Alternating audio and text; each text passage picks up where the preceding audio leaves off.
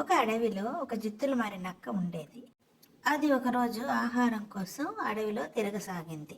దానికి ఒక పెద్ద ఎలుకల కలుగు ఒక చెట్టు తొర దగ్గర కనిపించింది. అబ్బో, ఇంత పెద్ద కలుగు ఉంటే ఎన్ని ఎలుకలు ఉన్నాయో లోపల, నాకు ఎంతో ఆహారం ఉంది ఇక్కడ అని సంతోషించింది. చెట్టు దగ్గరకు వచ్చి దీనంగా నిలబడింది నక్క. అక్కడ ఉన్న ఎలుకను చూసి దీనంగా, ఎలుకమ్మ ఎలుకమ్మ, నాకు చాలా నీరసంగా ఉంది, ఆహారం ఏదైనా పెట్టవా అని అడిగింది. ఎలుక ఆశ్చర్యంతోనూ భయంతోనూ కలుగు లోపలికి దూరింది. అలా భయపడకు ఎలుకమ్మ, నేను శాకాహారిని అయిపోయాను, మాంసం అసలు ముట్టడం లేదు అని అంది ఎలుకతో. ఎలుక అనుమానంతో కలుగు లోపలికి వెళ్ళి ముసలి ఎలుకని బయటికి పంపింది. ముసలి ఎలుక ఎలుక కలుగు నుంచి బయటికి వచ్చి నక్కతో అంది, నీకు ఆహారం పంపిస్తాను, ఇక్కడే ఉండు అని లోపలికి వెళ్ళింది. కలుగు లోపల ఎలుకలన్నీ సమావేశమయ్యాయి.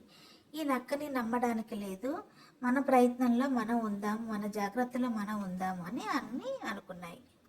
ఎలుకలకి అనుమానం వచ్చి పాత పుస్తకాలన్నీ తీసి చదివాయి. నక్క ఎలా శాకాహారిగా మారుతుంది అని వాళ్ళకి అనుమానం వచ్చింది.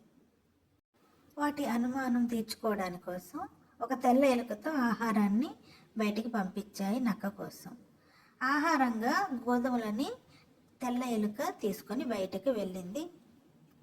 తెల్ల ఎలుక గోధుమలను తీసుకొని నక్క ముందు పెట్టింది. నక్క ఆ ఆహారాన్ని చూసి మూతి విరిచింది.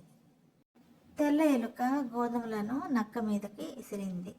తినమని చెప్పింది. కొంత ఆహారాన్ని దాని ముందు పెట్టి తినమని చెప్పింది. నక్క అలాగే అయిష్టంగా బలవంతంగా గోధుమలను తినసాగింది. కొద్ది కొద్దిగా చిన్న తెల్ల ఎలుక ముందుగా వేసుకున్న ప్లాన్ ప్రకారము గోధుమలను నక్క మీదకి ఇసురుతూనే ఉంది తినమని. నక్కకి కోపం వస్తున్నా తమాయించుకొని అలా ఆహారాన్ని తింటూ ఉంది. ఇంకా ఎక్కువసేపు ఆగలేక నక్క కోపంతో ఎలుక మీదకి దూకింది.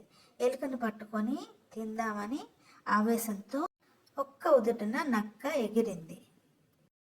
ఎలుక తప్పించుకొని దూరంగా వెళ్ళింది. నక్క ఇంకా ఆవేశంతో పైకి ఎగిరింది. ఎగిరిన వెంటనే ముందుగా ఎలుకలు ప్లాన్ ప్రకారము పైనుంచి వేసిన వలలో పడింది నక్క.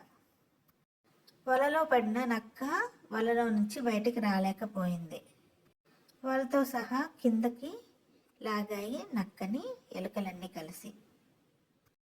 నక్క కదలలేని స్థితిని చూసి ఎలుకలు నక్క దగ్గరకు వచ్చి దానిని ఆట పట్టించసాగాయి. ఎందుకంటే నక్క ఏమీ చేయలేని స్థితిలో ఉంది కాబట్టి నచ్చినట్టు నక్కని ఆట పట్టించసాగాయి ఎలుకలన్నీ కలిసి. నక్కని గిచ్చాయి, గిల్లాయి, అలాగే నక్క మీద కూర్చొని గెంతాయి ఎలుకలన్నీ కలిసి. నక్క తను చేసిన మోసానికి తనే బలైపోయిందని బాధపడింది. నక్కని బాగా ఏడిపించాక వదిలిపెట్టాయి ఎలుకలన్నీ. బ్రతుకు జీవుడా అని నక్క బుద్ధి వచ్చిందని పారిపోయింది అడవిలోకి.